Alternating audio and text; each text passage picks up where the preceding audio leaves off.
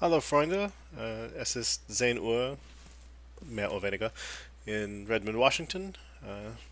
Willkommen zurück zu .NET API Review.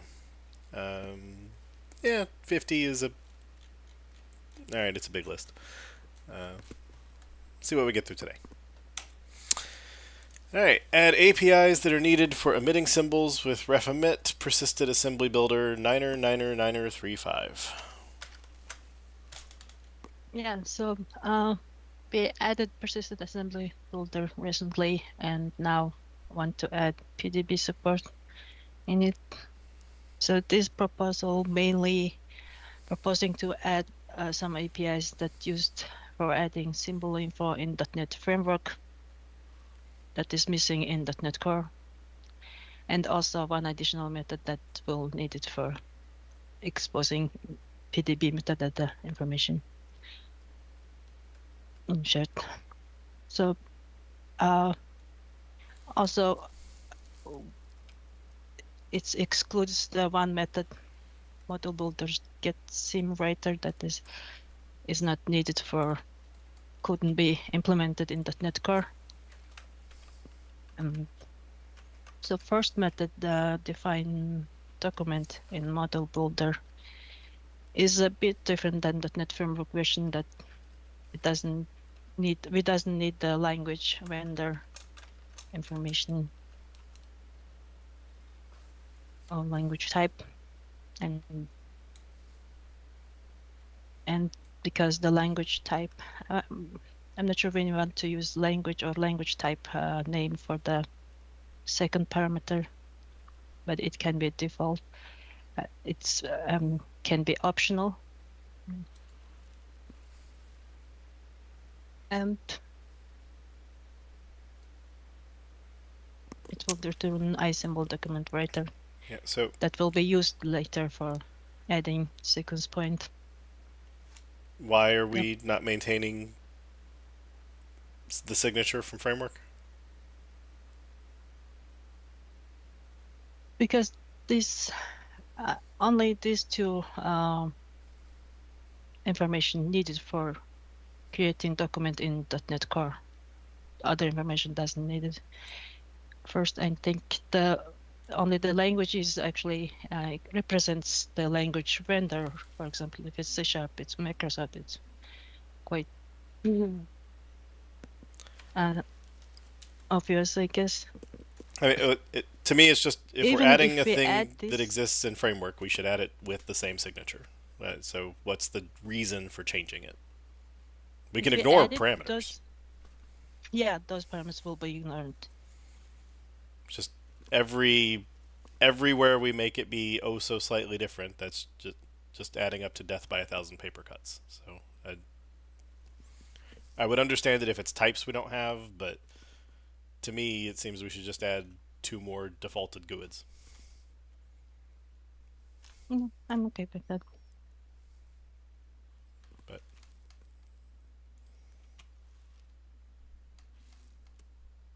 I mean, the other option we have is if we really absolutely dislike the overloads, we could add the overloads and just make them editor browsable never. And have them just forward. Right? That's another way to deal with it.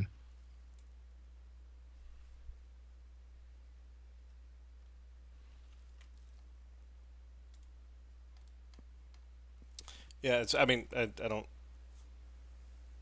entirely care. I guess just having something that matches the method binding from something compiled against .NET Framework, so that you just change your project type to core and like you want it to work with as few edits as possible.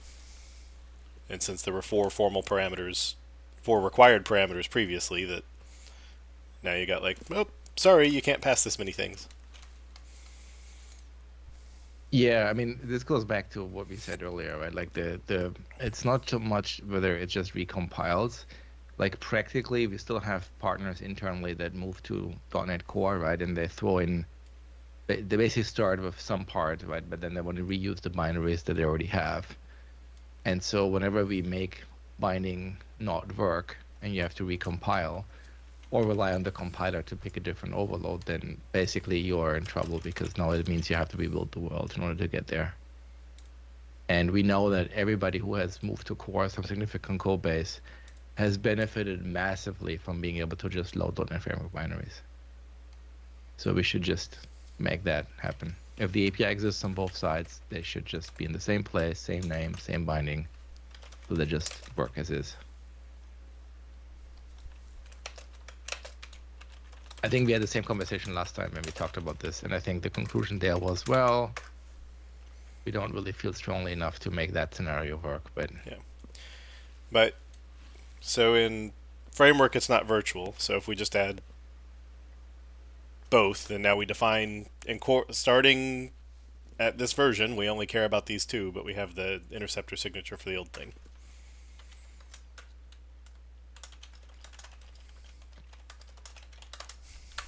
There we go. yeah, basically.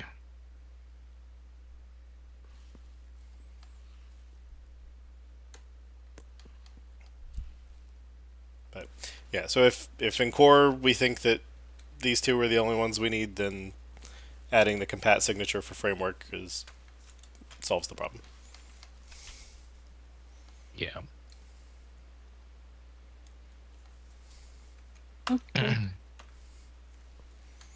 Then the next method is mark sequence point, and it's exactly the same as it was in .NET Framework.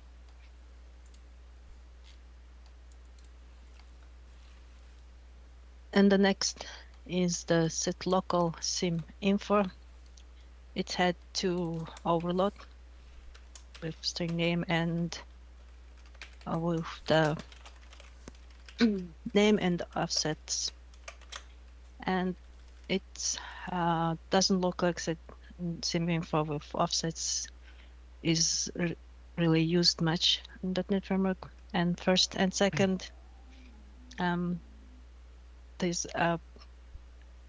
setting random numbers for the start of set and end of set, I think it will be quite error prone. And I'm proposing to not add that overload, but if you guys want to add that.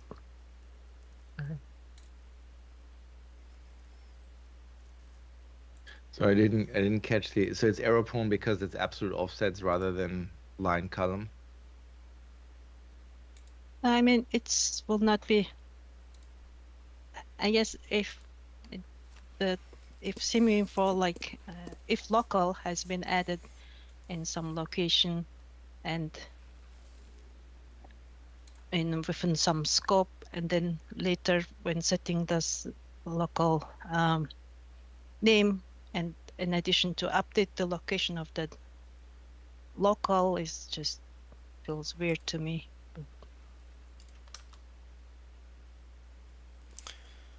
Basically, the other overload that is not in the proposal is unusable.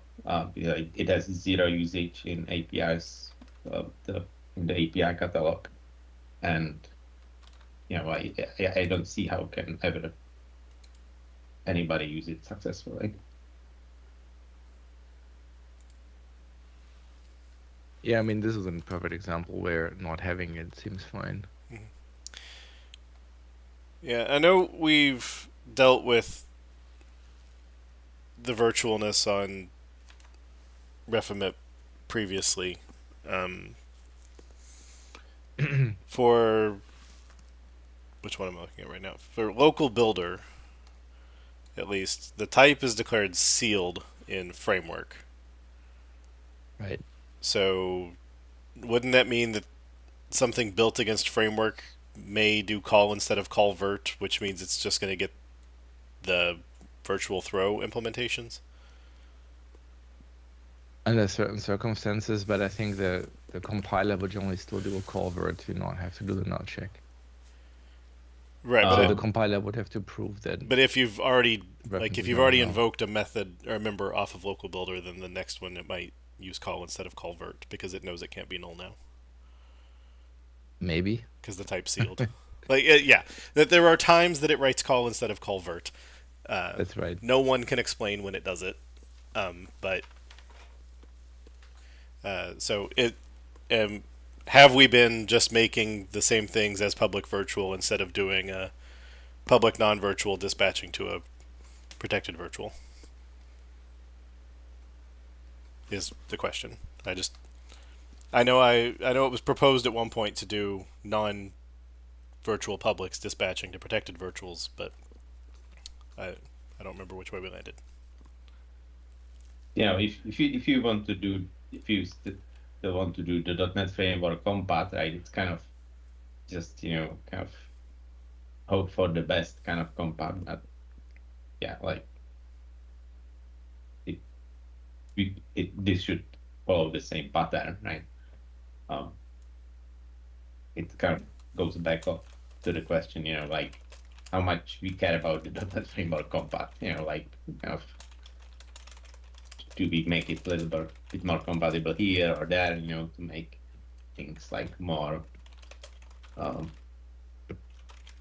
like to bring more craft over, So yeah, I mean, it doesn't have a clear-cut answer. I think I would generally say if it's relatively free for us, so if the only problem is aesthetics, we should just keep it compatible, right? Once we start doing unnatural acts and gymnastics, I think now it starts to depend more on, okay, do we really think this is materially changing, the compat relationship in a positive fashion, right? If it's just all the APIs used by 0.00003% of people, but the cost for us making it compatible is, substantial, then I would start with let's not do that, and then we can still do that later if there's a desire for that.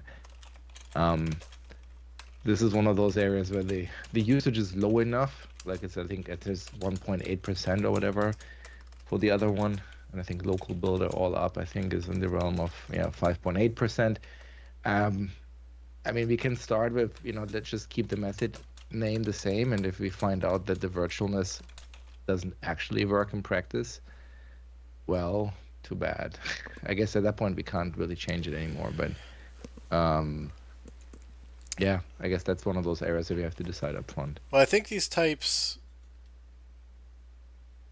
I I feel like there's something preventing third parties from actually deriving them. And No, that's definitely true. if there is, we There's could no remove the constructor. virtual because we wouldn't break anyone except ourselves. No, Uh, this in .NET Core, in current .NET, this type is no longer sealed. yeah. The It's shipped problem as isn't so much Okay, that and it's not somebody could using derive from it. internal virtuals to or internals visible to call a internal constructor or something. It's just you can just now really derive it. Okay, Yeah, It has public constructor, yeah, fair enough. or protected constructor. I don't know. I think. protected, but yes, yeah. But that still breaks people, right? Because the due to the virtualness, right? Like in core, you have to do a call word to have that work. Right. So that goes back to like if we really felt strongly, we would have to do a, you know, as you said, like we just keep a non-virtual method here that calls a virtual method. I'm not sure we care enough. Usage is low enough that maybe we don't. Okay. Because yeah, I mean basically it's A versus B, Yeah. and if we've been saying public virtual previously and not doing the core dispatch, then we should keep doing what we're doing. I'm asking the question because I don't remember the answer.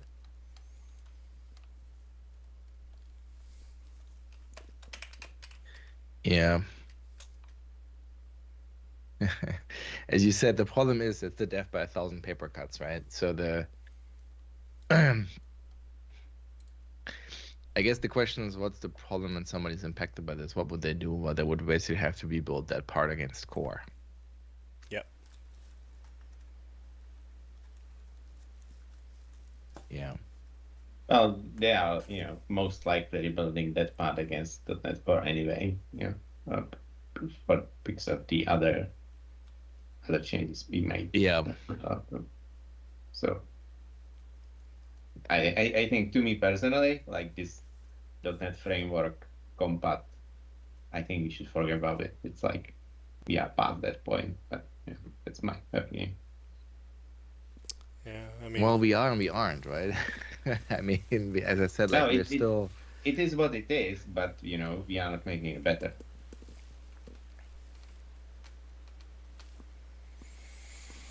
Yeah, I think in general I agree. I think the problem is, I think when we start leveraging existing functionality, then it becomes more gray area. And I think this is one area where we want to take existing functionality, yes, but we also want to innovate in it. We don't want to be held back by design decisions we made 20 years ago, right? Which is, I think, also reasonable.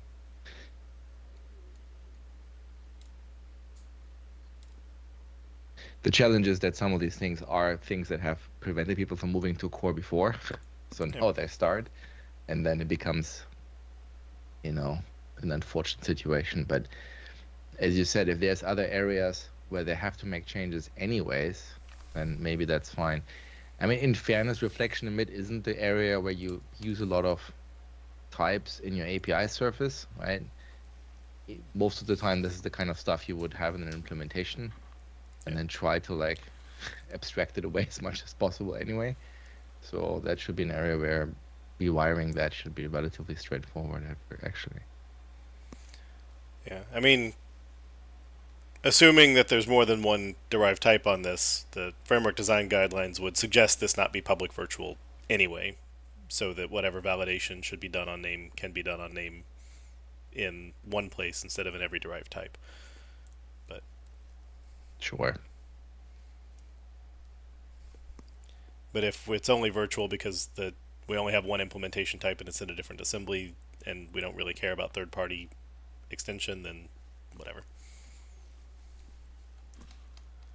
we have two implementations. One that's the persisted one, and the other one that's the non-persisted. So one is the watch. In memory and on disk. Ah. Yeah, that makes sense.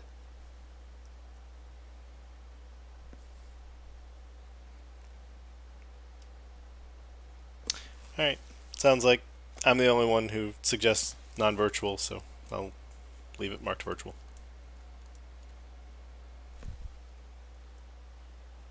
I'm actually looking at it, and we kind of stamp the core thing everywhere. So I would say for consistency, my argument would be for consistency of the API surface, stamp it here too.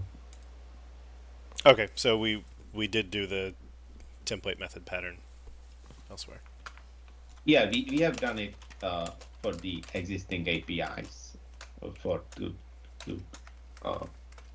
prevent the subtle kind of the compat issue with call versus callback. But so that argument kind of is less of a problem here. But for if you don't know the history, if you just look at it and you see, okay, like this doesn't have the core pattern, but all the other ones do, then it kind of looks weird. So I would say for the kind of consistency of the API shape, I would think you can have the core pattern.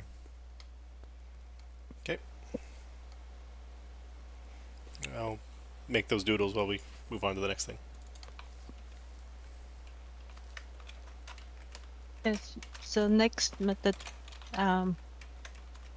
is the new method we're adding. And for emitting PDBs, we need a separate metadata builder than the system metadata. And so this new method has another new output parameter that will expose the PDB metadata builder.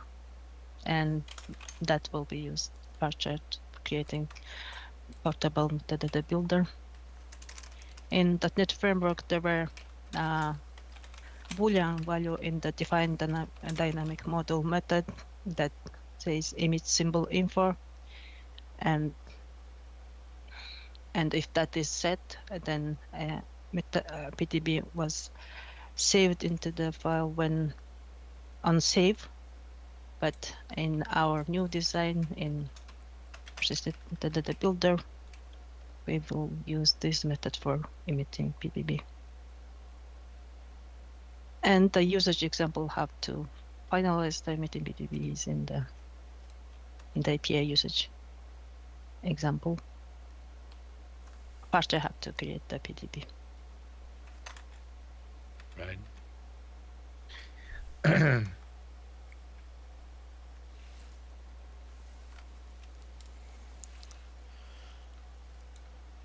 Okay, so this the out shape of this is new for core. So Yep. So how do we feel about the name PDB metadata?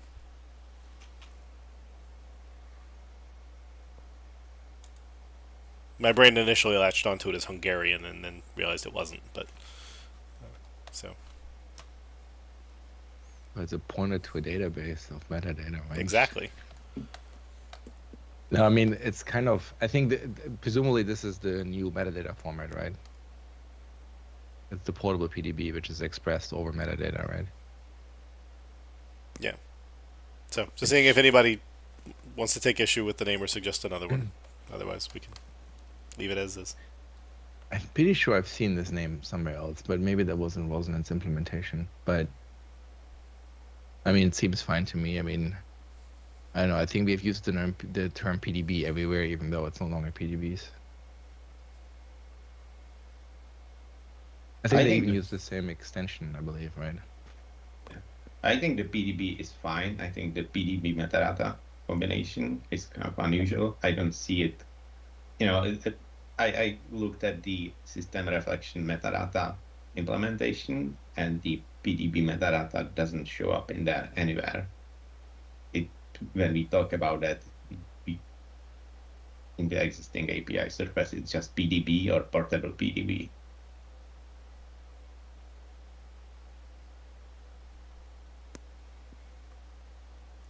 Yeah, like my brain wants to call it PDB Builder because it's a metadata builder, but the blob builder doesn't call it map field data builder. So Well, we can fix that one. That signature haven't shipped yet. So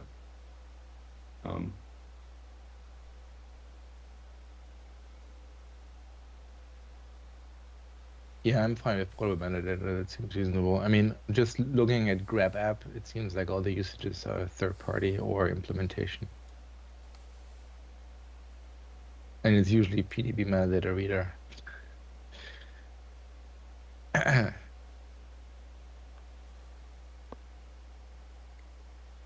so are we changing it to something or leaving it what it is? We can also call it PDB builder. I mean, Yeah, Yeah. that PDB seems builder reasonable. sounds good to me too. and we can rename the other arguments to be builders as well, maybe. Yeah.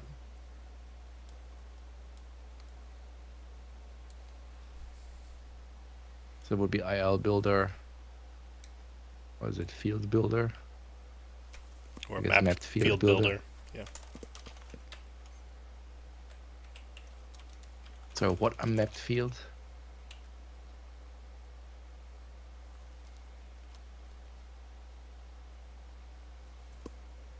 I've heard this before. Jan, booyah. Well, it's static read-only fields that can be. It looks like it's saved outside of the metadata builder in Oh, it's the because IO. I see it's part of the PE file that can be memory mapped. Right, memory. Gotcha.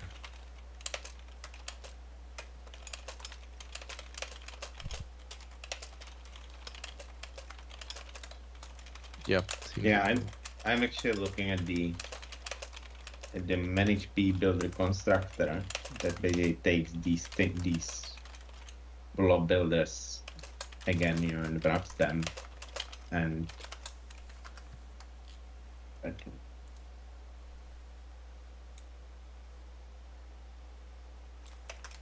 I'm wondering whether this constructor has the calls it met field data and I'll stream. It doesn't take the PDBs down, so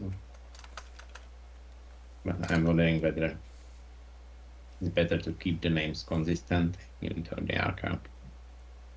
You mean for IL stream and mapped field data? Yeah, so those Yeah. names are used in this constructor. Yeah. Yeah, I'm sure if you poke around long enough, you find more than one name for things. That's unfortunately also true. Okay, so we're putting these two back to what they were? Yeah, I would just keep them as is. Yeah.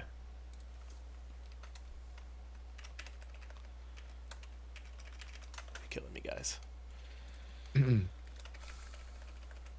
Alright, but we like PDB builder for the new one. Yeah.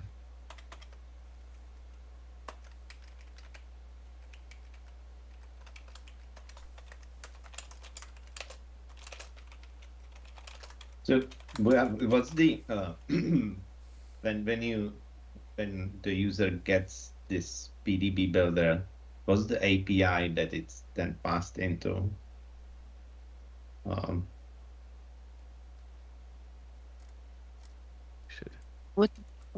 What was that? Sorry. Like with what is the API that takes the PDB metadata builder? Portable PDB builder constructor.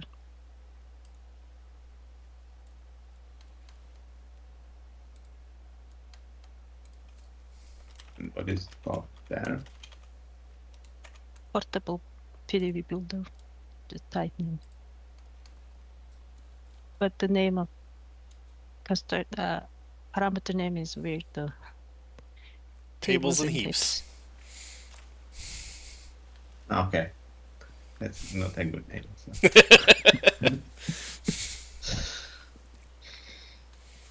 I mean, it's descriptive. As long as you know what it means. Yeah. I mean, if you build metadata, then you better know what a table and what the heap is. Otherwise, you're kind of screwed.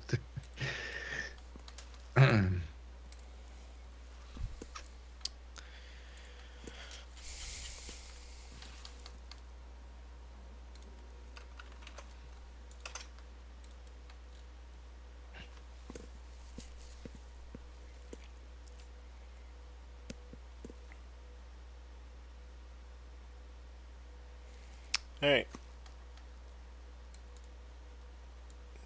Happy?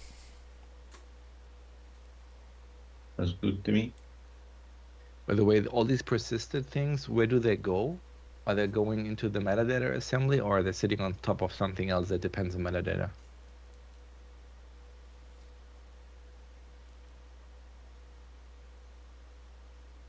What do you mean by persistent things? So the implementation for these, like the persisted assembly builder, for example,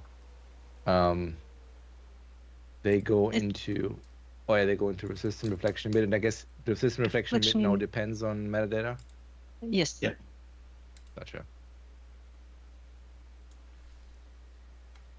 And that still doesn't have any sort of downsides for us swapping out system reflection metadata with a newer version, right?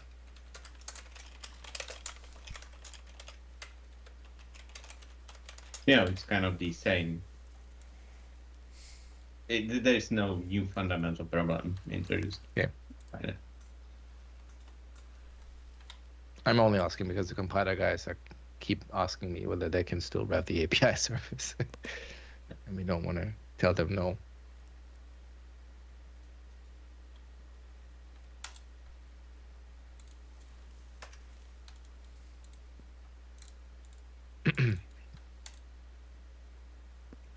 All right. There you go. Thank you. Awesome. Thank you. All right. Runtime helpers box to create a box around a dynamically typed byref 97341.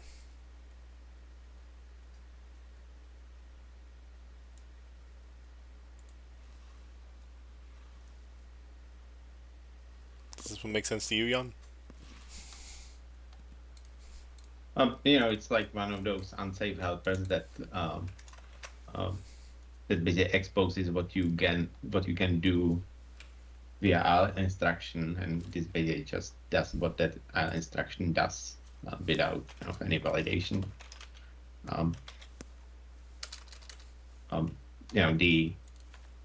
Throughout the discussion in this issue, like the original or one of the proposals was that it would be nice if this takes typed reference, so that it would make the API type safe.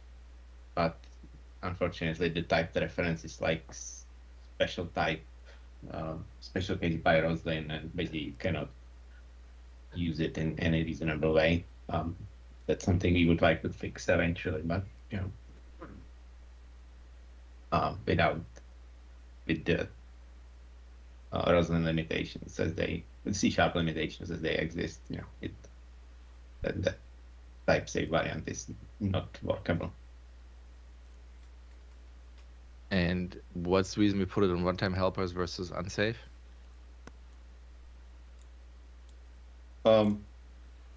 So it can go into unsafe if you want it to. So far the unsafe, everything in unsafe has basically simple. It's basically like all methods in unsafe today are workarounds for. They basically just expand to few IL instructions that you cannot produce by writing C# code.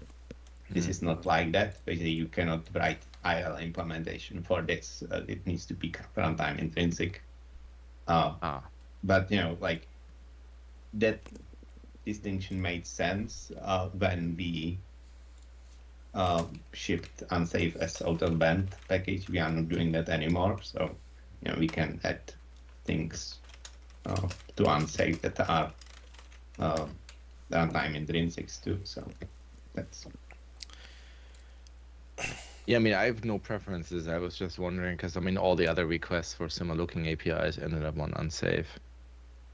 I was just wondering what the difference is, but yeah, Yeah. either way works. I mean, things using the handles. Yeah, there's The no runtime helpers is full of them, right? Like Yeah. run class constructor, prepare method, and unsafe has none of them. No, it only uses pointers and refs as far as I can tell. Yeah. Yeah, but this API is basically like flow level reflection. It's basically like it allows you to do what you can do by producing IL, by calling APIs instead. So Right. Yeah. So, given that it's taking a type handle, it feels more like runtime helpers to me.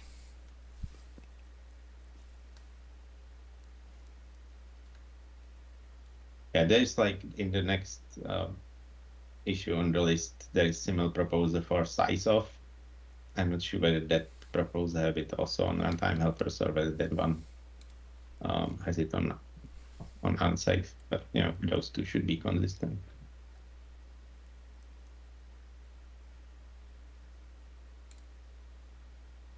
Runtime helpers. Okay. Yeah. So, if it's a thing we need, then seems fine to me. I was going to ask about runtime type handle, and that wasn't the part that you cared about. So, and then like I said, the runtime helpers class seems to take a lot of runtime handles. So, Makes sense.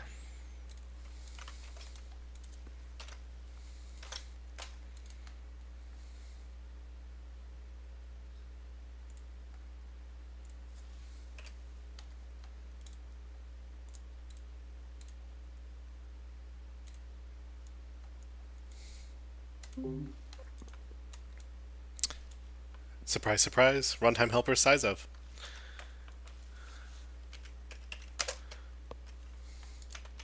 Seems fine.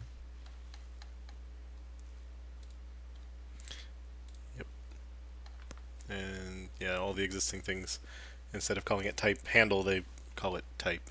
So yeah.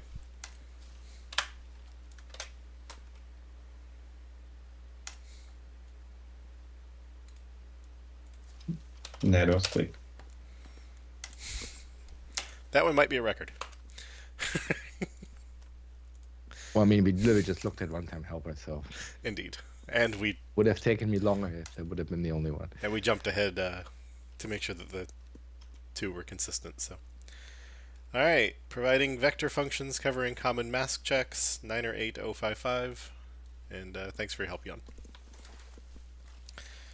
So we've looked at this one a little bit before. There was some questions about whether these were the right names or not. But in general, for vector 64 through vector 512, we defined the API that was extract most significant bits, which kind of represents the move mask instruction on x86 and x64. But it's also known that there is no equivalent on ARM64. That same functionality kind of has to be emulated, and you can't use it when you don't know the length of the vector. So we can't expose and extract most significant bits on vector of t, because the count could be anything. It could be more than 64 even, and therefore we couldn't return a fixed sized integer to represent the 1 bit per entry. However, the places that extract most significant bits gets used, there's basically 4 most common operations that gets done with that. One is, are any of the entries in this vector representing a match? How many entries in this vector represent matches? And getting the index of the first or last match in the vector.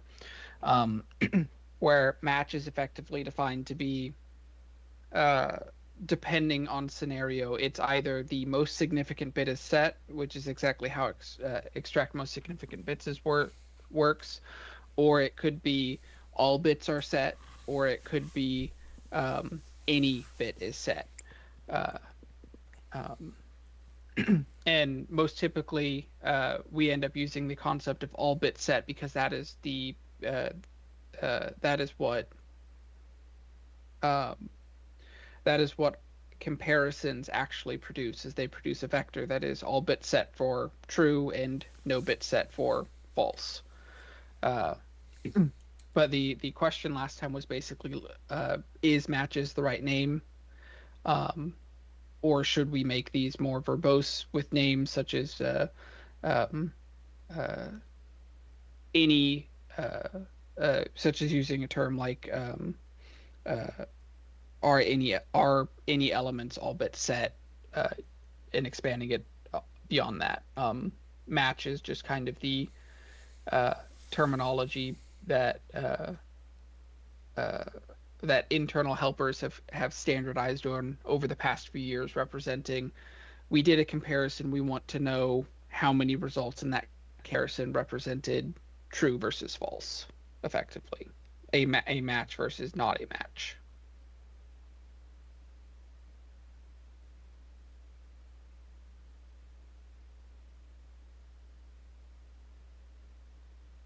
Um, quick question on this, Tanner.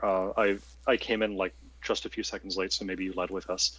Um, if I have any matches for vector 256 of int, sorry, in index of first match, vector 256 of int versus index of first match, vector 256 of byte, like, does the width of the data type matter here? It, not really. It's the index is relative to the count.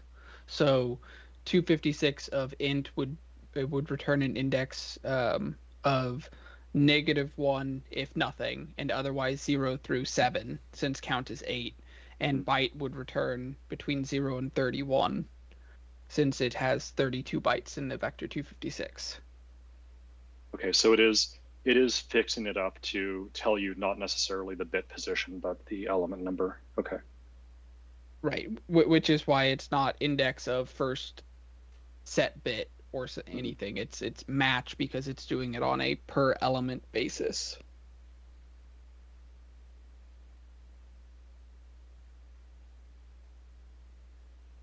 Okay. Yeah, I mean, I'll say, and if we talked about it previously, I probably said it then. The match to me feels weird because match means there should be a predicate somewhere, and the predicate really is some previous thing or produced this vector to be the predicate output, and maybe this is just defining in C# the notion of the unary match instead of the binary predicate match. But to me, it feels like it's missing an argument. Would it make But I would can't it think of a make better name. sense if we made would it make sense if we uh took an explicit t-value argument and we uh defaulted that to, I guess we couldn't default it, but would it make sense if we took a t-value and then the user just did all bit set for that t?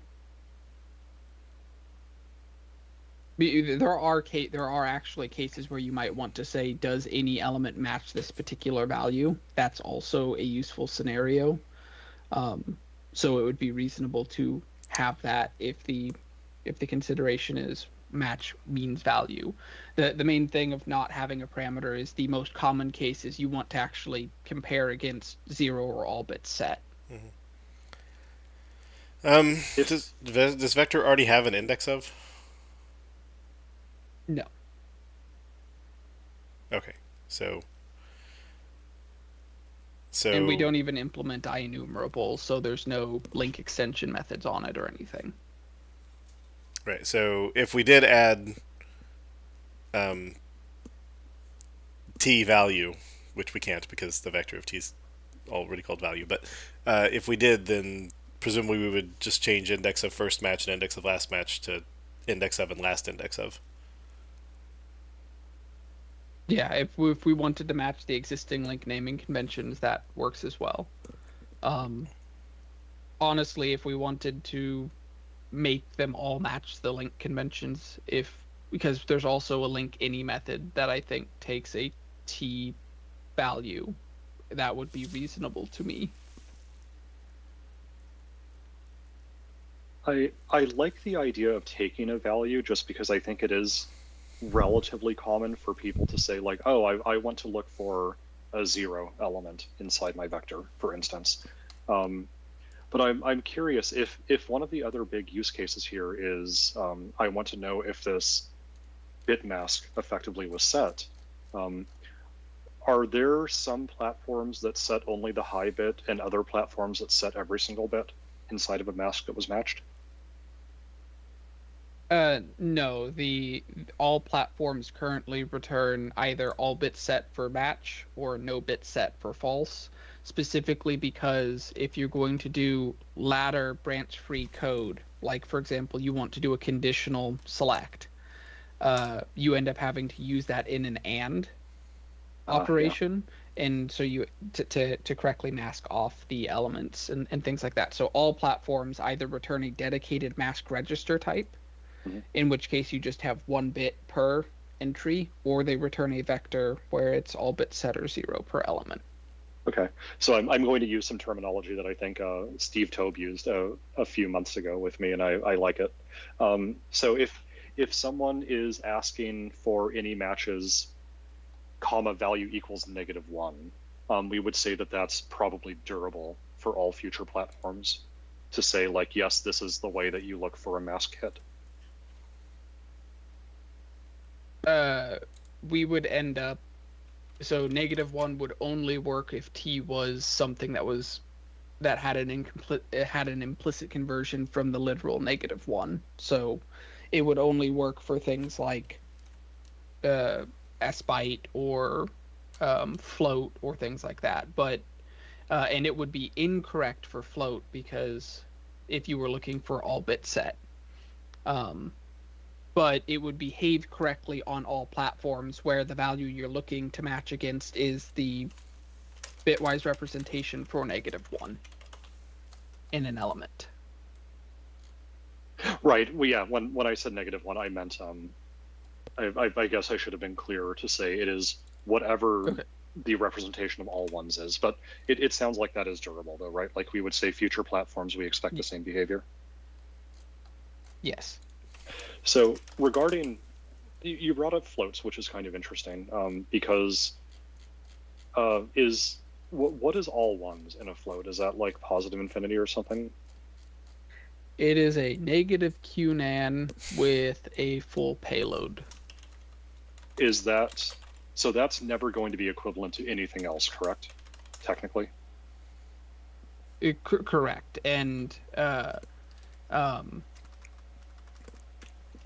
that's potentially the one kind of odd case there where we end up doing a bitwise comparison for the consideration of any matches because it's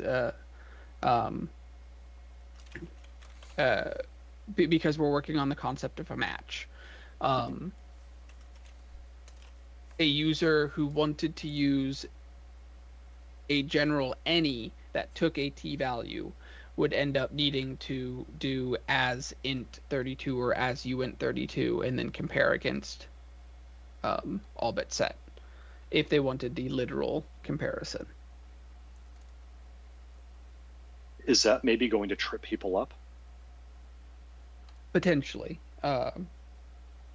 which is kind of the consideration why these didn't take a value in the first place. But the general consideration of having a value does make sense, and so we could expose the general link matching methods and potentially consider other names or scenarios to cover the case of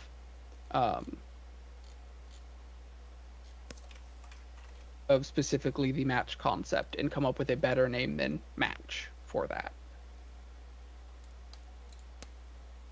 Yeah, because I'm generally a fan of having a second parameter that takes a value because it seems like a more universal API. But like we are just discussing here, there is one seemingly important scenario that it just makes really wonky. Yeah, I thought we had actually added an all bit set on binary integer and binary floating point, but I don't see them. But what would it mean to say something matches nan? Like that's kind of a weird thing. I mean, Yeah, I think if we were to do it that way, we would name it, for example, any, and then maybe any all bit set.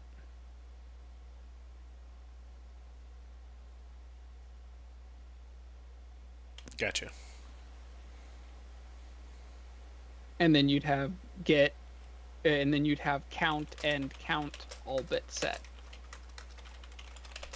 And then index of and index of, or index of first and index of first all bit set. Or maybe where all bit set. So anywhere all bit set, count where all index of first where all bit set. Mhm. And then the ones without the suffix of where all bit set. Maybe that's unambiguous at that point. I think I like that, honestly.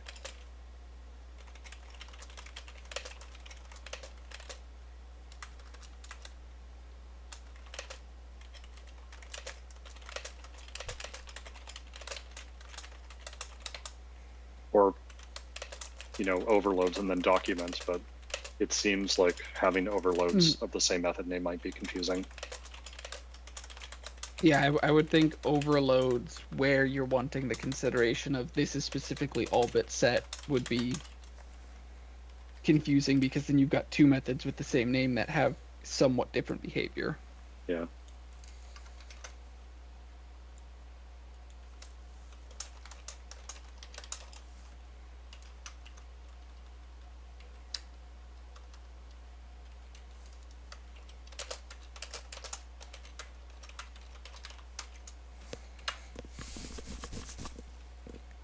So, aside from the fact that If we're the names matched don't work for- right now, is this the pattern we're going for? Yeah, with or where. I don't have a preference if it's with or where.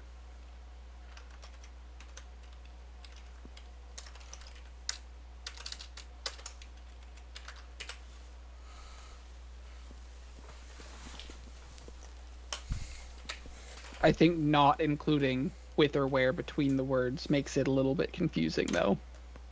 Because any all. Yeah. And then we could call the vector instead of value. So we could have vector and value. That way we know here's the thing that we're looking at, here's the value. And if we wanted to make them extension methods, that would also match link and fit in here. But we can always make them extension methods in the future or whatever, depending.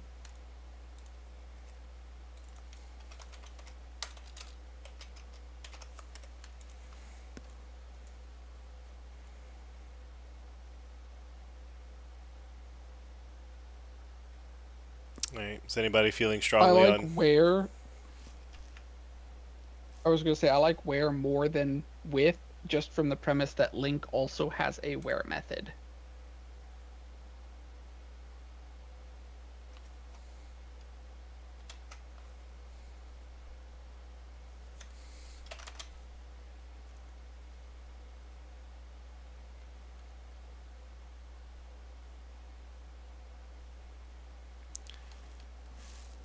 Okay. And then notably, links is called just count. Yep.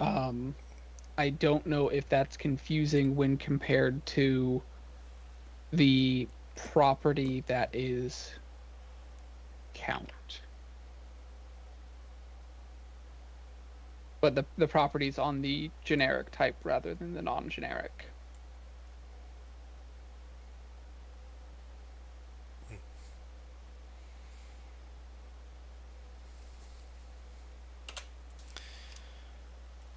Yeah, I mean, we could get count, though really that feels like it wants an of, so. Yeah. But yeah, because if you're calling vector.count instead of the instance property vector of t.count, at least they look different. Yeah, and you're still getting the count of something. You're just parameterizing the count to factor in a value. So the t value goes on the first one.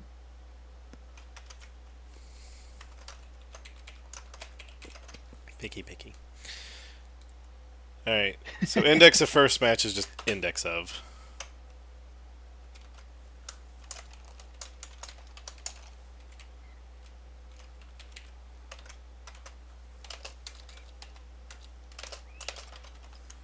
And then index of last is last index of.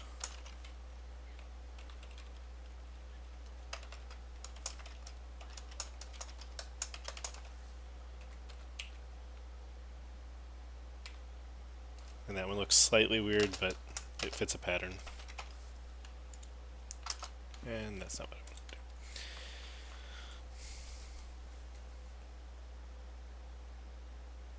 to do. That makes sense to me. And that also fits the pattern where if people ask for other things in the future, like all, for example, we could expose it. Mm-hmm.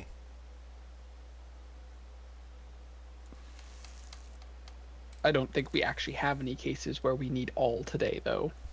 We just use count and stuff instead. So, but yeah, I think that looks good. Okay. Middle row, Emo, Steve, Stefan. Anybody want a grunt of assent or dissent? Nah, I think it's fine. Sounds good.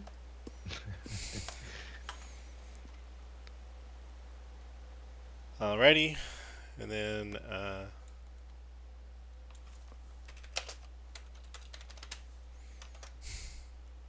there's a fancy word for that. By the way, I do like this What does proposal that because stand for? some Latin thing. Yeah, some Latin thing. I do like this proposal. I by was the way, like, I was Tanner. trying to. Yeah. It's the Latin version of ditto. Okay. I was trying to be like, what does IB potentially stand for as an acronym? An integer of bidirectional integer divisions. I don't know. That seems nice and Hungarian. I just don't want to commit the sin of screwing up the number insertions. So Yeah. This should, in general, though, really help with the SVE vector support that ARM's adding, and clean up a lot of the places where we're currently, where users have kind of been, well, do I want to do this, which I know works well on Xarc, or do I want to do this other thing? And now we just have a nice helper API that does exactly what you want.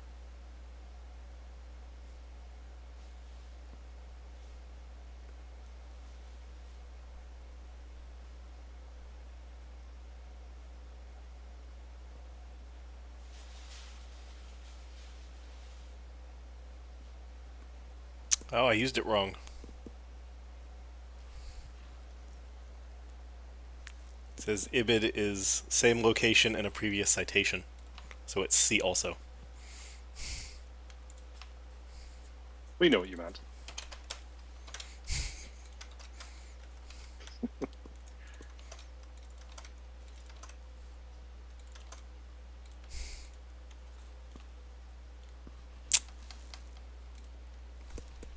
The law school I never went to would be so disappointed. Okay.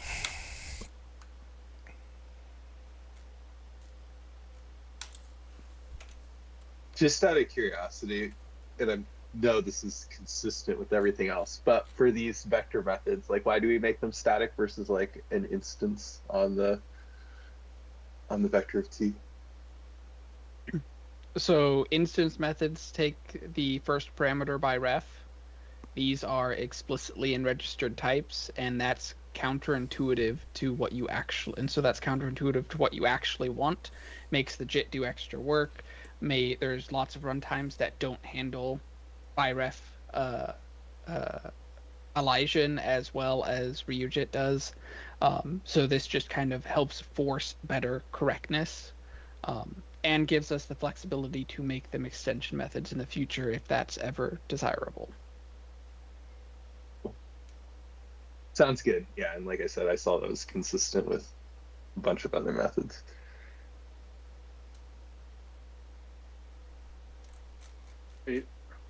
Just throwing stuff out there, is there ever a possibility that we might add in the future search values of T overloads? I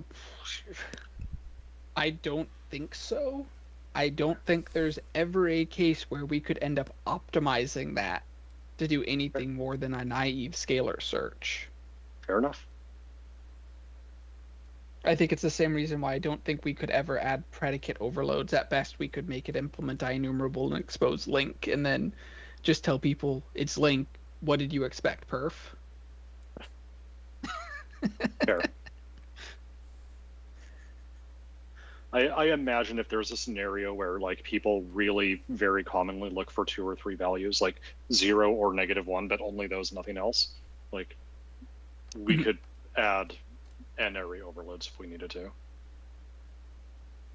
Yeah, but even in those cases, that's basically a place where you would explicitly want to do 2 comparisons and or the results together. Yep. It's just the most efficient thing. No, I appreciate the context. Thanks.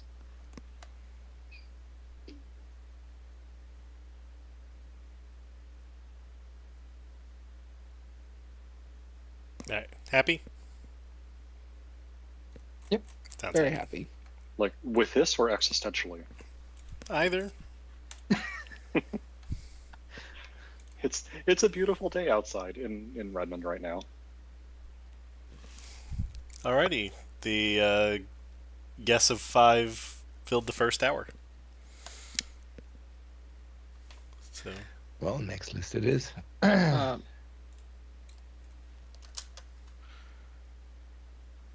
that one just hadn't updated yet. Alright. Channel create unbounded prioritized 62761. Mr. Tobe. So we've had a few requests for some new kinds of channels. This is the first of them. My biggest concern here is just around naming. So I don't know what the name should be, and I'm open to ideas. Most of the requests have been around creating channels with different backing stores for the data. This one in particular is around, rather than just having a regular queue effectively backing the channel, it being a prioritized queue, such that when you go to take the next item out, based on whatever compare is in play, you get the next one according to priority. So from whatever one of all the data currently in the channel, you get the one that's sort of next based on priority, which makes sense. But every time, whenever you want to go get something, you get the most important one. Effectively, implementation-wise, it's exactly the same as our current one, but with a different data structure plugged in behind it. And that means from an API perspective, it shows up very similarly. So instead of having just a create unbounded, this would be create unbounded prioritized, or whatever name we propose. And you could also supply options just like you can. This is sort of the pattern that our existing APIs follow, where there's a parameterless one and then one that also takes an optional options. And in this case, the options are there to enable supplying a compare if you would like to. We could, of course, also just have it take the compare directly, but then you miss out on the base configuration that's specified on the base channel options, which all the options things derive from. So there's additional configuration possible in the base there. This one ends up differing a little bit from the others in that the others, the option, like unbounded channel options and bounded channel options, they're not generic. But this one is, because the compare is generic as well. So that differs a little bit there. Other than that, it's basically the same as the others from an API perspective. Wouldn't the comparer be mandatory so that you can figure out what the priority should be? So this is based on priority queue, which just uses comparer of T priority. So okay. it's this comparer of T. So you could supply a comparer if you wanted to override that. Right. So I was going to ask, are you just using priority queue of TT? Actually, I'm using, interestingly, priority queue of bool comma T. I'm using the T as the priority, and because DQ lets you get both the element and the priority out.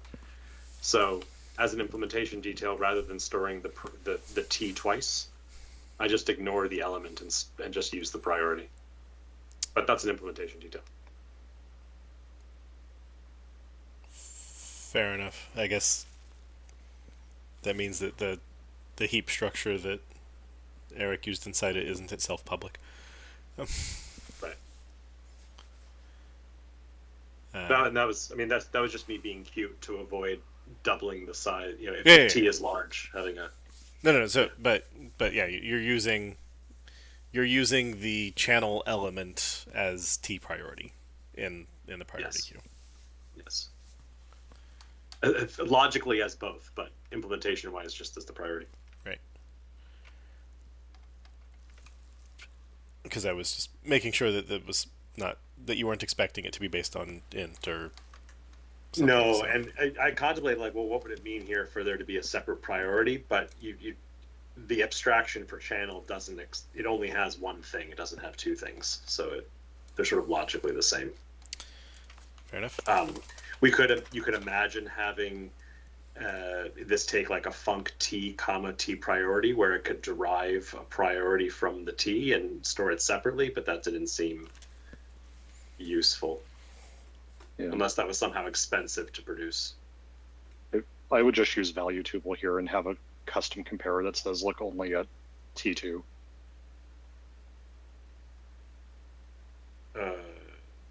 I'm sorry, I don't understand. Well, if I wanted to have a custom priority with my T, then I would actually do channel of open parens T comma T priority. Got it. The user's T would be got it. Yeah. Is there a reason we're leaving out a bounded version of this? Or is that part of it? There's no reason other than we weren't asked for one.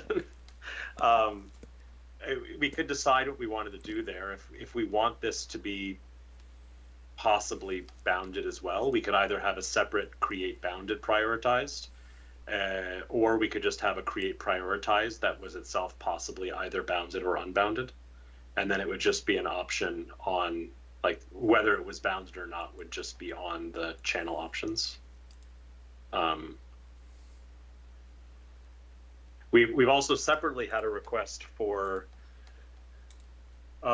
something that we had actually initially approved in the initial design of channels and then kind of pulled at the last minute, which is a rendezvous or an unbuffered channel, which is basically, if you mount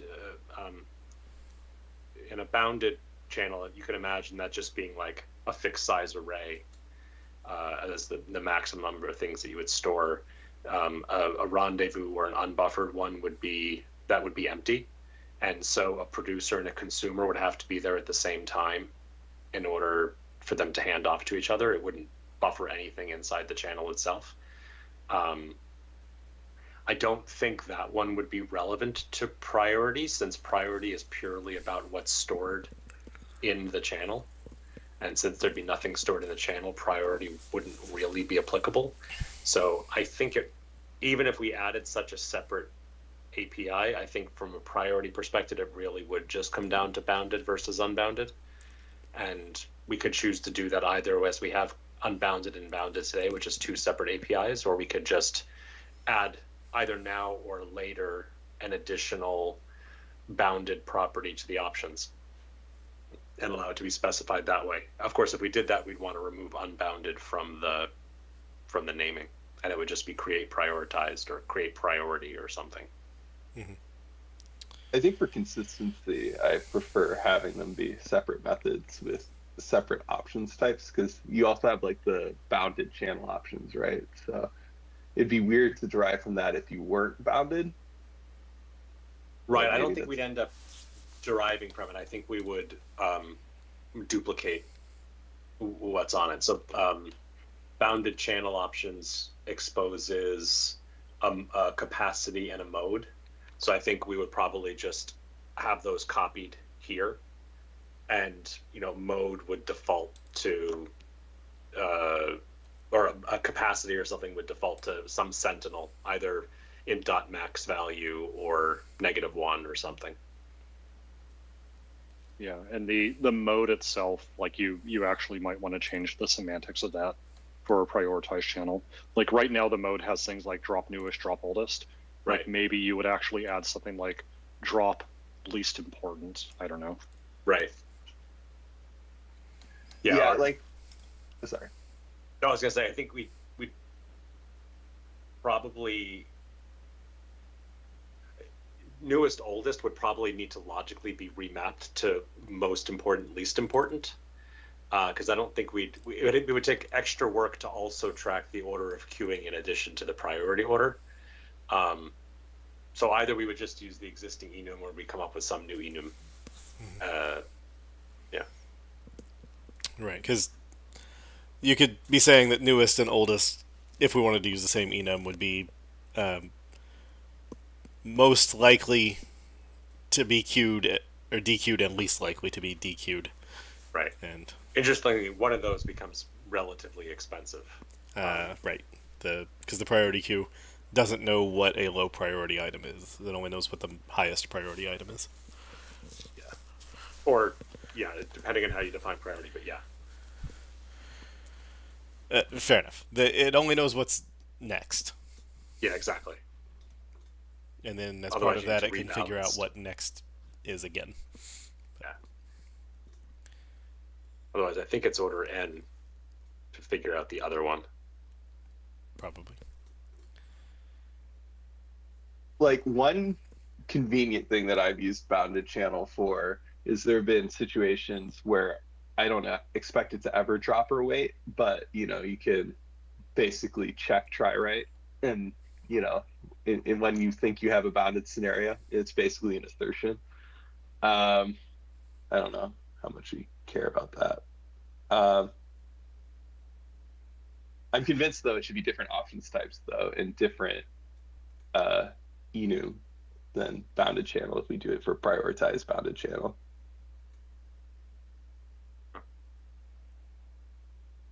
In which case, the naming here should include unbounded. Yeah. So Steve, you said that if we were adding bounded prioritized channel options, you would not extend bounded channel options. If we were adding bounded prioritized channel options, I would extend bounded channel options. Okay. But if we only had like a create prioritized, that could be either unbounded or right. bounded, then its options wouldn't derive from bounded channel options. They'd derive from channel options, and then also include the members that bounded channel currently includes. Right. So okay. So then, if we're adding it in the shape as is written here, wouldn't this extend unbounded channel options, even though that's currently an empty type? Because if we added an unbounded channel option, then the unbounded prioritized channel would presumably want the same option. Yeah, we could do that. We could do that. We would unseal unbounded channel options. You could also disagree with my assertion that we would derive from bounded channel options in the other case. I disagree with that because of the enum. Like you kind of already talked about how it's not a clean mapping and how drop what would it be, newest would be the one that'd be hard to support. Like, would oldest be the next thing think- you would DQ? I think oldest would be the one that's easy to support, and newest would be the one that's hardest. Yeah, and I don't like necessarily having to map from newest and oldest to high priority and low priority. Right. So in that case, we would not derive from bounded channel options. We just add to bounded prioritized channel options whatever we thought was relevant. Okay. Yeah. I'm just making sure that whatever pattern we think we would do, we're doing consistently. So yeah, I see that the options types, bounded and unbounded, are currently sealed, and that does suggest that we would be saying everything that was worthy of its own thing gets a type, and the type just extends channel options. Yeah.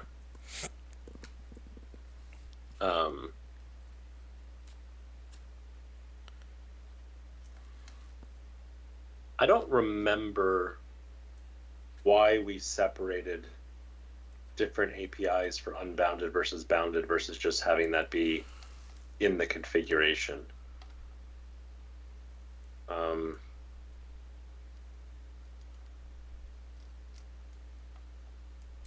If I had that to do over, I might do that differently, but I'm not sure it's worth differing here.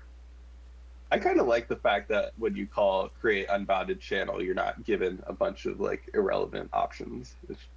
Mm-hmm. But yeah, I think it's fine personally. But...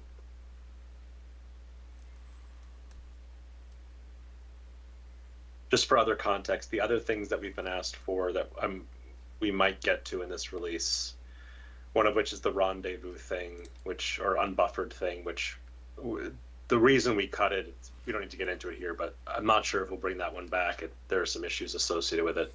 And then the other one is people have asked to be able to target an arbitrary iProducer consumer collection, which is the interface that types like concurrent queue and concurrent stack and concurrent bag implement. So that, in particular, people have wanted something here based on a stack, or more specifically FIFO rather than LIFO.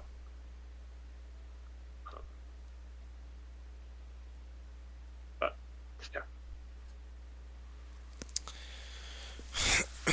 Well, channel is currently a queue, right? Right, exactly. So- It's currently so- based on concurrent. So it's currently FIFO. Sorry, what did I say? I meant LIFO rather than FIFO. Yeah. I think your LIFO and FIFO were just backwards. Yeah. But because I was like, wait, that Sorry. Yeah. I could understand why they would want FIFO. Like, too many IFOs. yeah.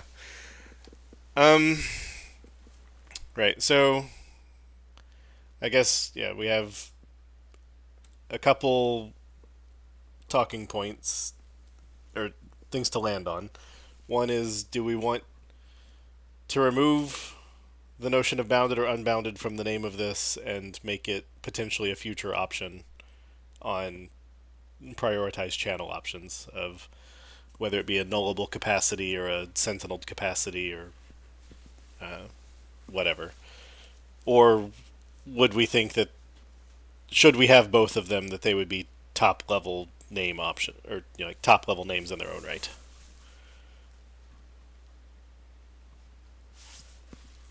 I like the top level ones just for consistency.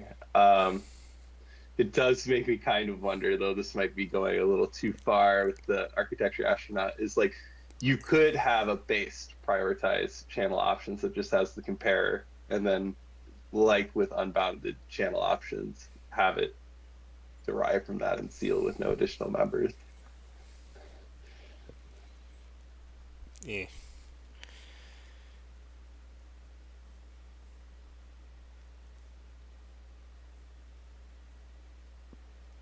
Like, I'm sure that there's a reason why channel options already are the way that they are, but I don't know that we need more. I don't know that anyone anti-types. I don't think, at least from what I've seen, people don't pass around these options much. And the only reason you'd want a base type for the prioritized would, I think, be if you sort of wanted to treat it polymorphically in some way, like have an API that accepted the priority options base. And I don't I can't think of any reason that would be particularly exciting.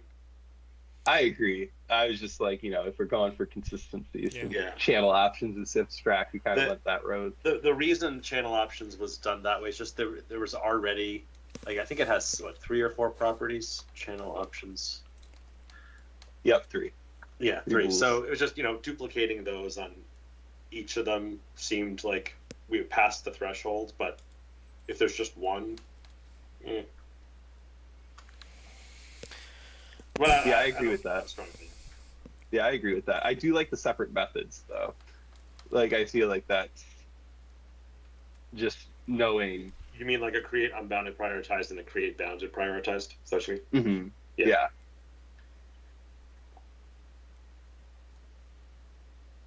But yeah, I could do without the type hierarchy of the options as well. Mhm. We could duplicate compare.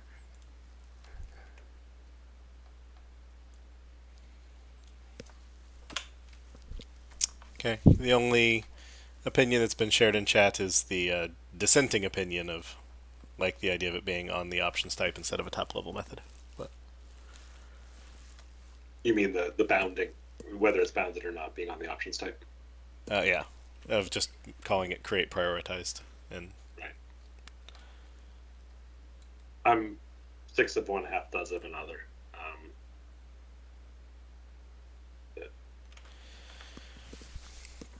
I think if we didn't have channels at all, I would probably prefer just calling it we have, like, if we just had create channel and now we're adding create prioritized, and then later we wanted to say, oh, we want to add bounding. It's like, well, that'd just be an option.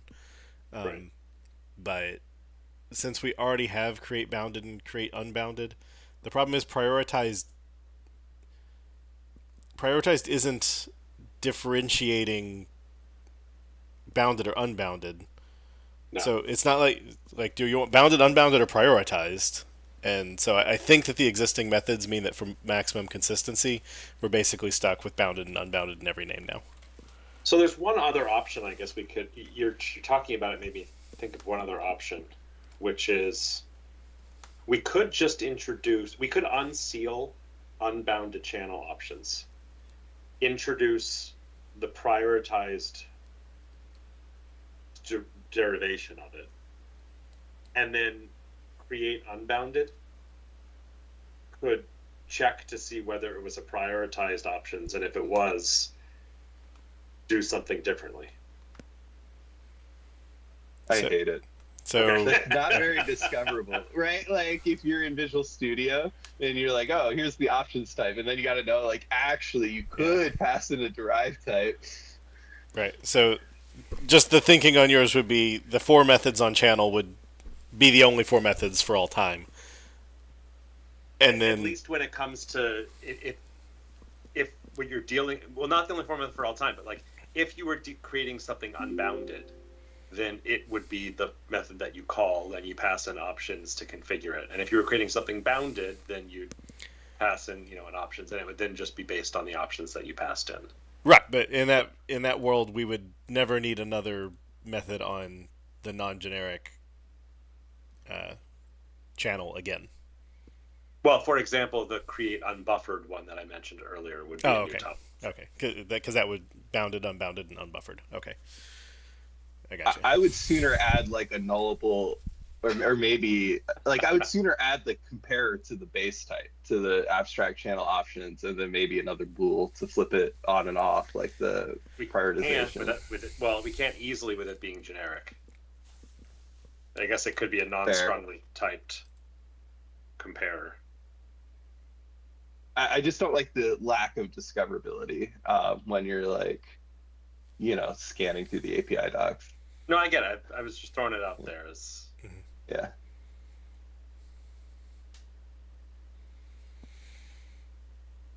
Which the implementation today already has multiple implementations that it chooses between based on the options. So this would just sort of be another, but it could be too far afield from what's currently there and the discoverability. Yeah. As you mentioned, Stefan. Yeah, I think the discoverability would make it pretty weak because the type itself is instantiable. You would just need to know, oh, there happen to also be some special derived types that give you even more options than you thought you had. And so, yeah, I think that means looks like names are circling back to what's on screen, even though probably all of us have this kind of feeling about that name. Create prioritized unbounded. No, I think I would keep it in the order it's in. I did it like this primarily such that if you type channel.create and then you see unbounded and unbounded prioritize, it's sort of, you know, this nice ordered thing. They're kind of grouped together, and you're just specifying. Like unbounded felt like the more important grouping. Mm-hmm. But yeah, either way. Yeah, I mean, keeping them adjacent in IntelliSense and on docs of like, this is a different option you have with unbounded, which is different than an option on unbounded.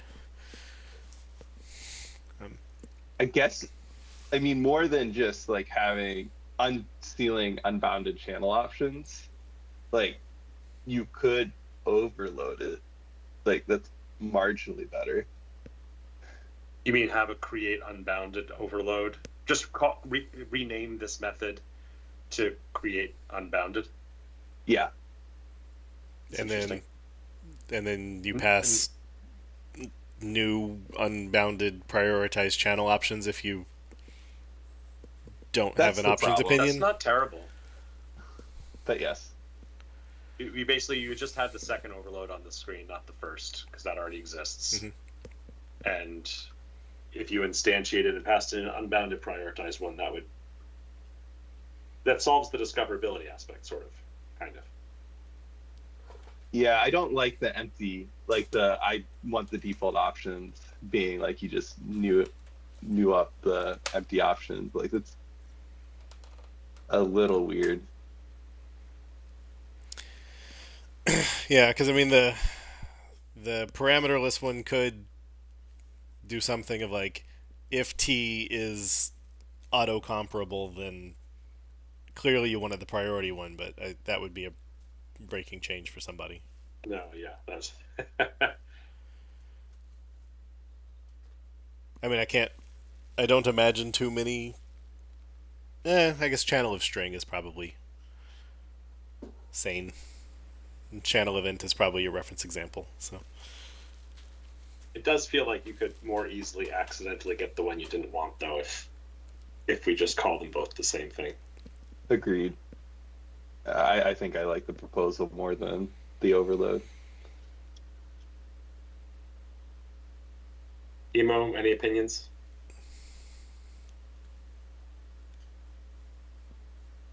Either one works for me. all right, sounds like So this means none of us like it, but if we decided we wanted to add a bounded in the future, we would copy and paste this and just change UNB to B. I guess, yeah. well, it would probably be more complicated because we'd end up wanting to redefine that enum. So Right. it would be this plus the new enum. Right. And the extra members on the bounded prioritized channel options. Yeah, but yeah. All right. Steve, question. I was looking through the reference APIs a second ago. Would these actually be the first APIs on channel that will only ship in Netcore App Plus that wouldn't work on Net Standard? No, we already have a few that. Well, it's a hard yes and no. So we just fixed, like a few months ago, we had added some APIs that were dependent on IAsync enumerable. Mm-hmm. And those were only in the ref targeting Net Standard 2.1. A few months ago, we fixed it to just reference the Microsoft BCL async interfaces or whatever that is library that targets net standard that allows async enumerable to work for net standard 2.0 as well. So in the net 9 version of the package, it will those APIs will target net standard 2.0, but in the last several years, they haven't been available for net standard 2.0. Also, some of the changes that I think maybe you made around the exceptions and binary format related stuff. Yeah, I see some if-defs around obsolete attributes, which is normal, but I'm talking like functionality. If this requires, if this has a hard dependency on priority queue, and priority queue is net core app and above only, like does that mean that these APIs are net core app only, or that we're backporting priority queue, or what? Either it would mean that these only go into the ref for net 8 and net 9, because I think those are the last. Because priority queue was added in net 5, I think. But we're only shipping references, I think, for 8 plus now. Or it would mean that we build the source for priority queue as internal into this library. And I don't remember which of those two things I did in my prototype. Okay. I think I did the former. I think I just said these APIs are net 8 plus. Cool. Is channels full oob or half in, half out? It's half in. It's both. So it's shared runtime and NuGet. Yeah. So that's like STJ. Then you can pull in a later version, and it'll overwrite what's in box. Okay. In theory, I've never tried, but in theory. Let's say it works. Yeah, I mean, so you get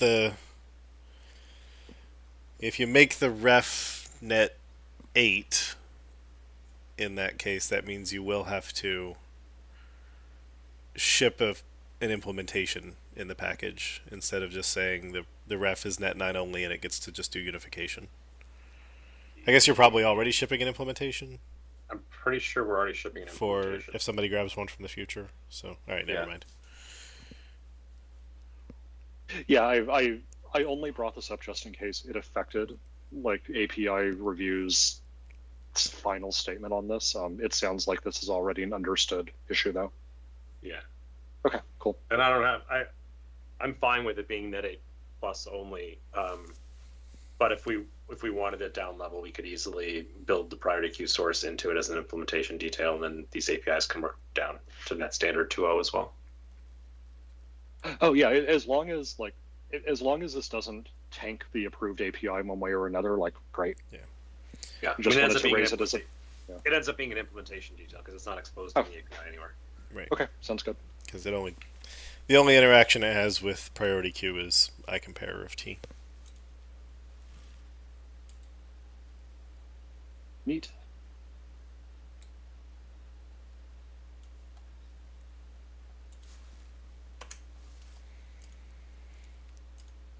It was a very long discussion for none of us like the name, but it's approved. Yeah.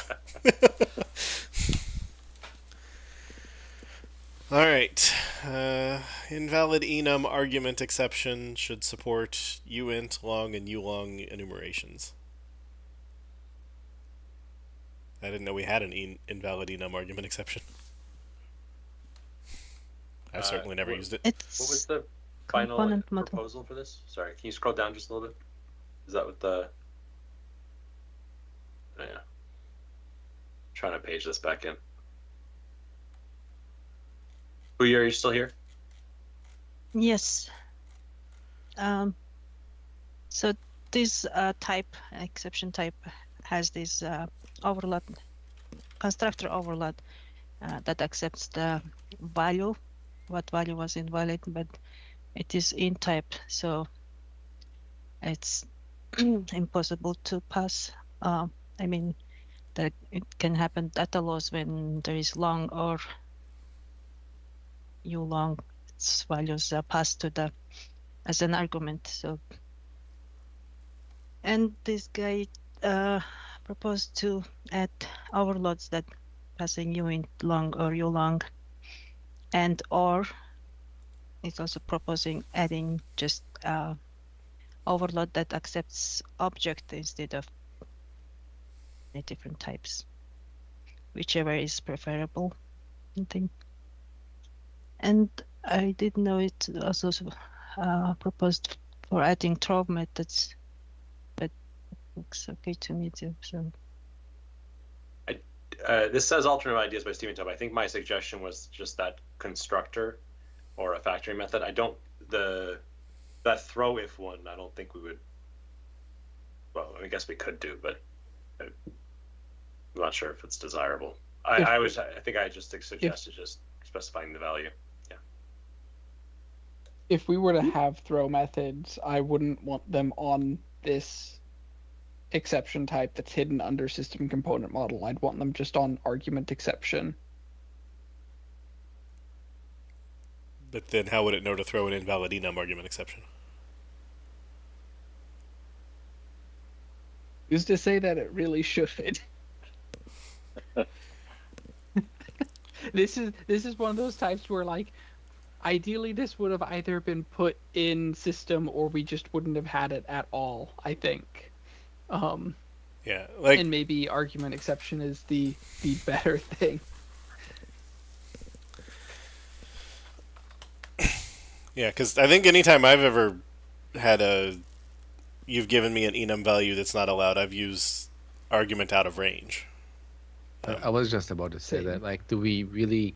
I mean, in general, like anything derived from argument exception, you're not supposed to catch anyway. That's considered a you call the API wrong, go fix your code situation. So in this case, I think to me the exception types only matter in so much as it's about consistency, naming, and documentation, but it's not really important for, all right, we expect people to write catch handlers for those. So I would say I'm fine with saying the guidance moving forward is don't use this type. Just, throw argument out of range exception or argument exception, depending on what you're trying to express.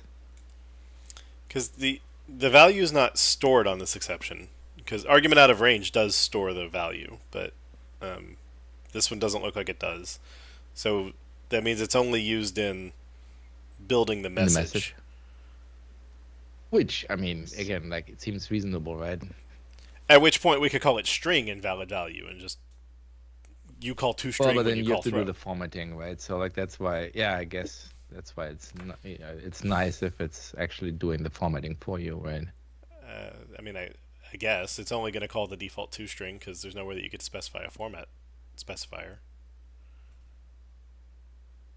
Well, that's why you usually take object, and then you can either specify the string and format it yourself, or just live with the default. That's fair. I mean, for an enum, like, I think the problem is you probably care about both the numeric as well as the actual string representation, potentially, depending on what it is.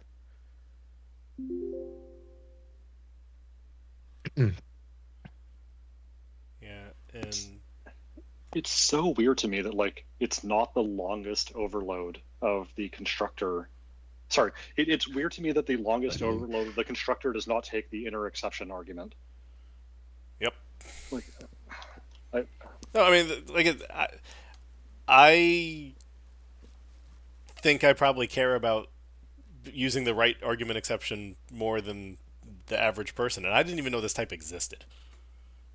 Dude, there's 30% of apps in the Compat Lab are using it. I agree with you. I have never heard of this type in my life, so it's wow. It's not Using used it a to lot in WinForms, not in runtime. I'm almost surprised argument exception takes an inner exception. I mean, it makes sense because everything does. Everything should, yeah.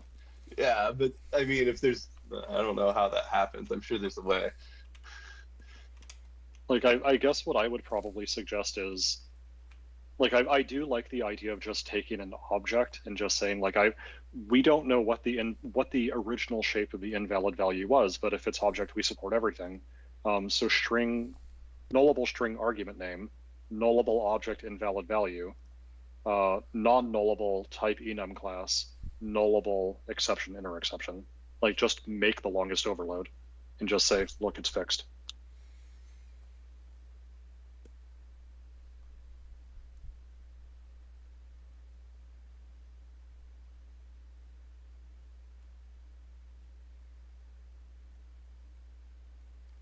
Yeah, Silence. I see the value in the Steve alternative here, but that makes calling with a single string is going to be the message when maybe you had been like, oh, I'm going to do like my value dot toString, or toString x8, and it's like, well, nope. So I don't think we care about doing the convenience of argument name, and yeah, let's just.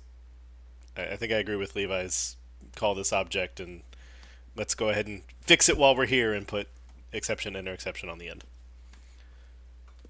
Done. I mean, or we just don't use the type, right? That's true. Or we just close the issue. I mean, like to me, this seems to be the more interesting one. Like so I actually throw argument out of range exception quite a bit from all my APIs that take enums, and I'd rather fix that type to make that a bit more convenient. Yeah, Like system component model is not where I would look.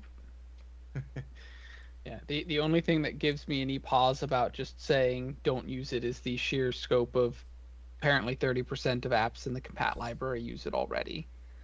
To be fair, that's just the compat lab. So the usage on NuGet is substantially lower. It's 5.6%, and that's honestly where.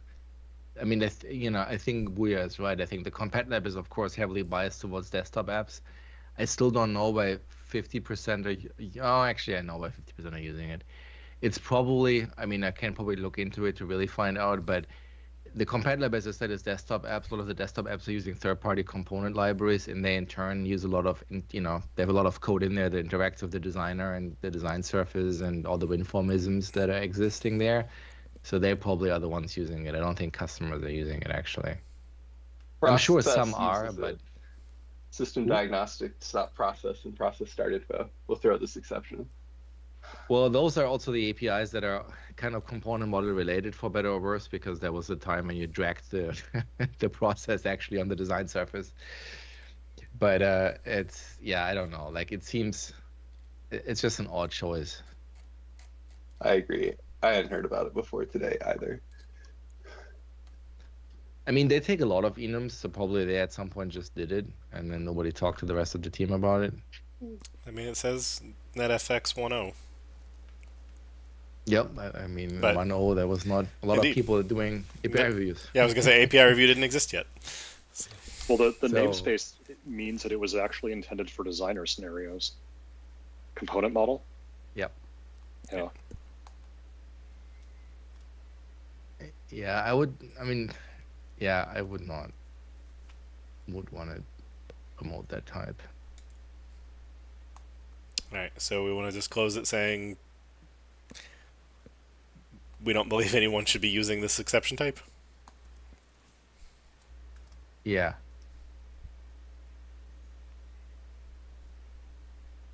Yeah, that seems reasonable to me. And then maybe someone can go open in a proposal for throw if undefined enum value or something on argument out of range exception as the helper for people wanting to do this operation.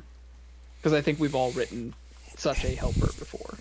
We have, though we've also been very careful. We've explicitly opted not to have one of those that actually checks to see whether the provided value is one that's in the supplied enum, for the same reason that we've told people not to use enum.isDefined to validate inputs to their public surface area, because they might write their code according to what's currently available on the enum, and then the enum gets updated and their validation logic doesn't catch the new input, but their code also doesn't handle it either. No, I mean, almost all my usages are for, I have switch statements, and either at that point I don't expect more than these 3 values that I happen to process, and so I want to just throw for a value. I don't care whether right, so if there's a throw, that would be fine. If it's a throw if, I think that's the one that we would be concerned about. No, I also think to me it wouldn't be useful. Like, I almost always throw because I think this particular code shouldn't be reachable, and I don't care whether there's an enum member for that. They actually might one, because it's just, in this case, only 2 cases are supposed to happen, not all of them, right? And I also don't think it would be specific for enums. Like, I mean, there's so many examples of like you get, tree nodes or something, and you just want to say, I don't expect this particular shape of node or whatever. So if you just say, throw unexpected or something, where you just say, sorry, I don't expect that kind of value here, that seems to be the most. Because all the other ones we have are kind of numeric in nature, where it's like when they're literally out of a range of, less than or bigger than, versus, oh yeah, you have an unexpected node in the tree or an unexpected enum value, right? They don't really have ranges per se, but they're out of the range of values that you expect to process.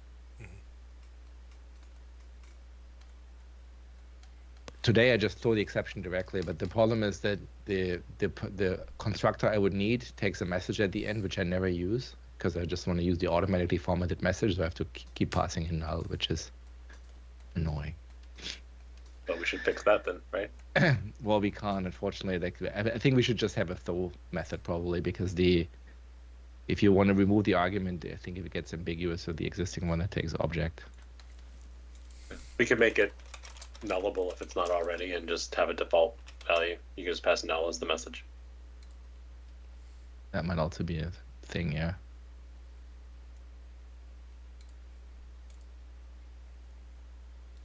What is the other one that the compiler emits for switch expressions?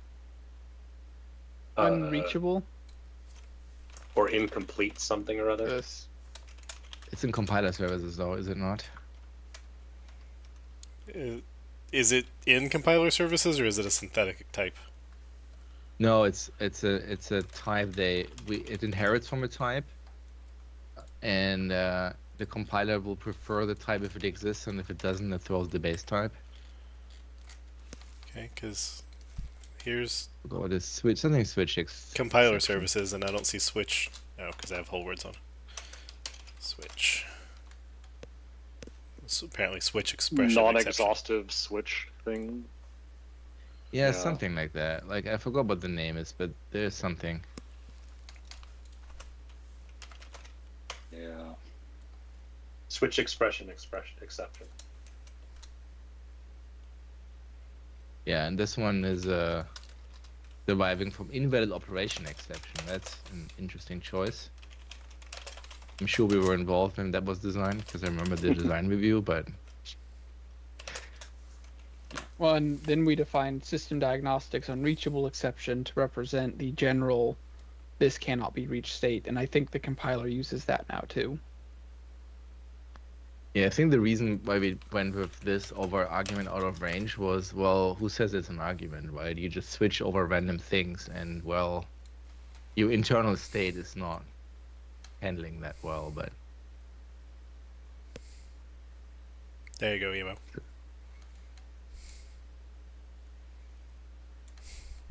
Yeah.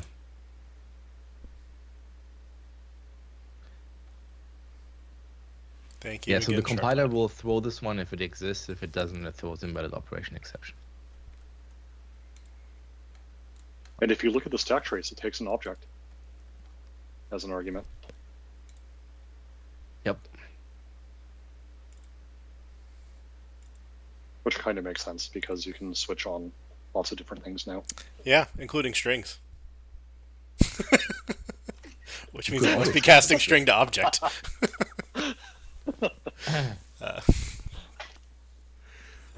I'll trust that they got that right. Well, But you'll verify. I don't really care.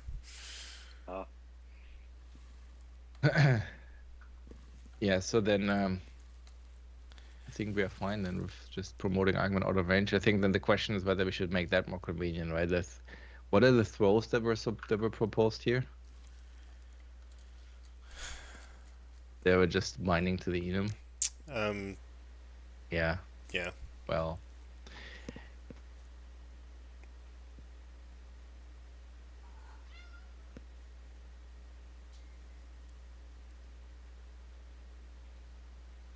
Yeah, I mean, the throw would be valid and would fix the problem, but if we're saying we don't want to touch the type, then we don't want to touch the type. Do we believe in those? I mean, regardless of which type they live on, do we like the throws that are proposed here? Like, I would not honestly tie it to enums at all. I would just say, you take an object invalid value, and then that's what we would throw. I mean, I think it made sense for this one This specifically type. because Yeah. this is the invalid enum argument exception, and you shouldn't throw that with a invalid random value values, that's yeah. not an enum. I assume that the exception type doesn't throw if type enum class is not itself an enum, but maybe it did. Right. Gotta love getting an exception from your exceptions. All right, now I need. Yeah, to it's in very. It's yeah, as Levi said, right? If it's pre V2, right, it's clear it doesn't take generics or anything like that. But also, even in V1, we had formatting, right? So I don't know why they take.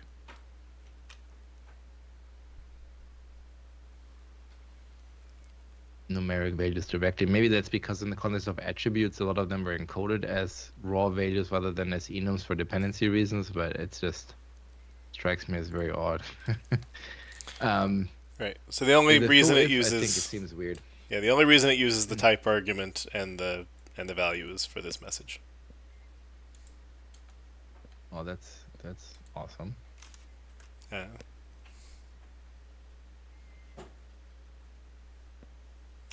That's it.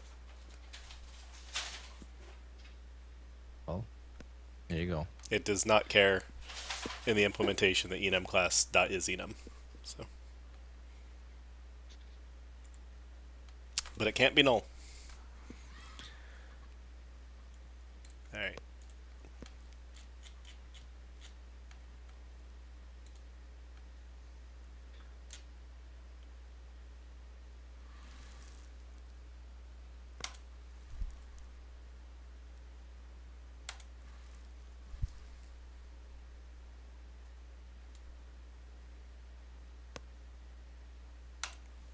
There we go. We said no to something.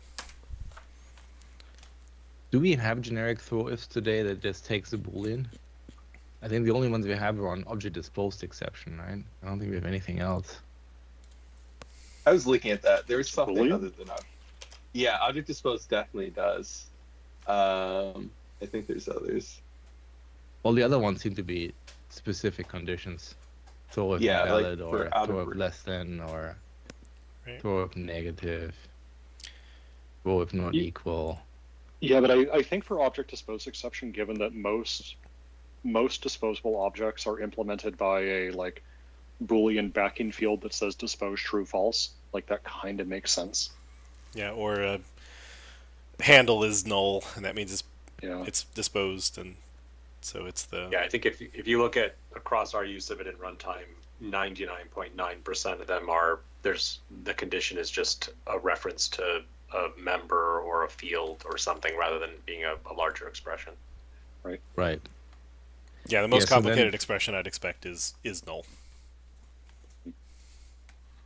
Yeah, I mean, I think for the enum thing, I don't understand why you would want to have a boolean for there. Like that seems odd to me. I mean, Like, you what's the condition? Well, because that would be where you're saying, enum dot defined, which again you shouldn't use unless you've defined it in the same assembly. And Oh, I see. but you do can the have range like checks in there. does not return if thingy and not all known values not equal to 0, right? And okay, so because it's just going to be anywhere that you have the if I'm about to throw invalid enum exception throw, and then it's just saying call throw if and give the condition in line. But so you could imagine argument exception dot throw if condition and then t invalid value. You'd need to make that method generic, which is weird but could be done. Argument exception doesn't care about the value. No, I mean if you wanted a nice exception message, the reason that argument exception doesn't care about the value right now is that the only throw if methods on there are null or empty for string, and it's like you don't need the value of the string, it's null or empty. But if you wanted to do like a proper predicate, then you would probably want the value in Well, order to include in the error right. message. So argument exception dot throw if boolean and value. What message is it going to format? The provided value did not meet the condition. Caller argument expression. What was your condition? Like, Yeah. the things that take the value are because they have a message they can surround it with, or yeah, like that. It would probably say the value X is not valid for argument Y. That's probably what it would say. Right. Fair enough. But that said, like you would need the value to be a generic T. You wouldn't want it to be an object, because that means otherwise the value always gets boxed, even if the predicate is false. Yeah, but then Jan would hate how many generic instantiations that method got. Yeah. Yeah, I actually only found the object disposed exception.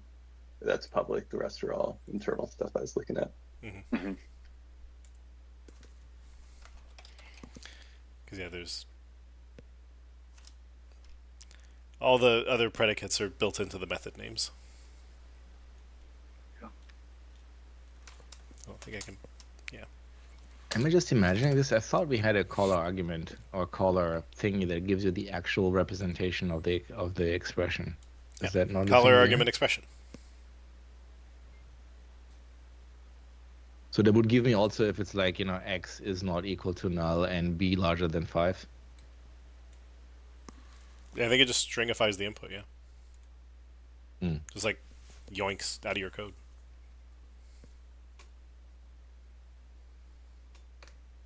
Yeah, apparently we don't use it though, because I don't know. It doesn't seem like on debug assert we just don't use the condition anywhere. Seems. It got the It's a pretty new attribute. the attribute existed since like 2.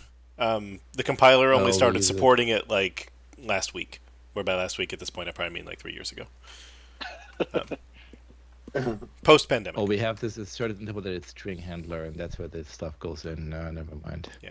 We do it via fancy string interpolation. Yeah, like caller argument expression I think got defined with caller member name, but the compiler just never supported it.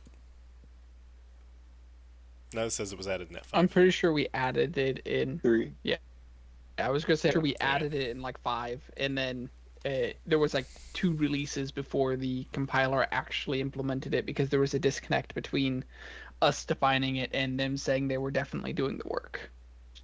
Fair enough.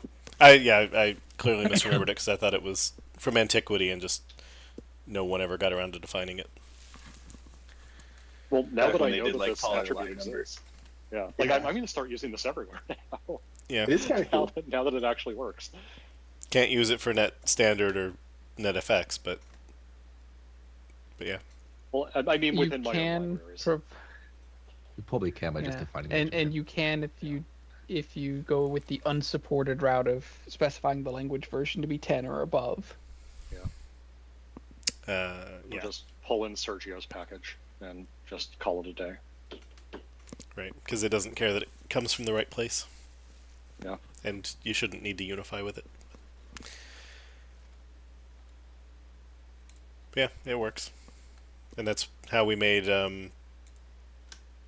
the throw if null work.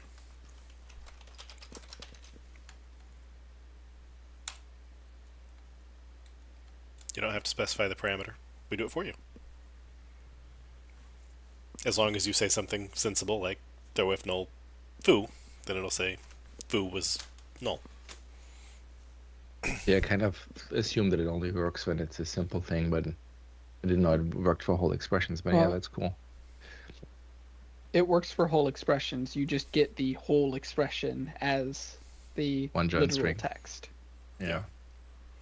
Could be like a method call that Yeah. you don't know about, but yeah. Foo question mark dot bar paren question mark dot, yeah, you'd be like, cool, something in that was null.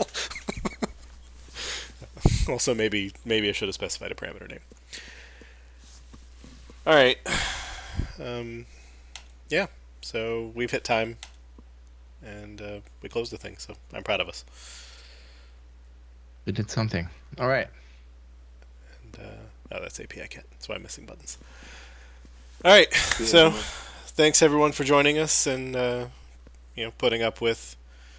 I liked the equal. Hey, I use this type all the time, and everybody. Okay, only one person said that, and everybody else saying I've never heard of this type. And y'all put up with the create unbounded prioritized channel. So yeah, high tolerance for pain. And with that, we'll see you next Tuesday at our same .NET time at our same .NET channel. Auf Wiedersehen.